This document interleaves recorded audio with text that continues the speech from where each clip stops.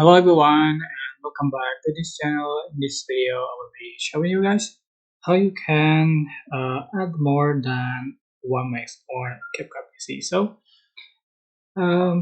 first you can select your video and go to select the second video. Just make this as an overlay. So for instance, and just click this overlay over the second video and you can go to max in the video option and click split.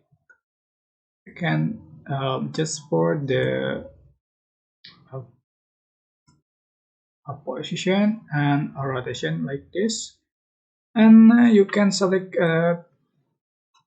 the third video and go to max again and click split, and you can just as before.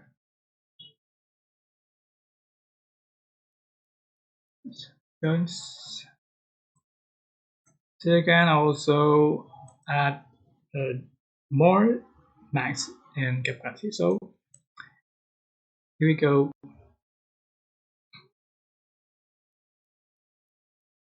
Okay, it's very simple, but I hope this tutorial was helpful for you guys. Don't forget to click like, comment, share, and also subscribe to this channel if you have any question. Please leave it in the comment section down below. Thank you so much for watching. Bye.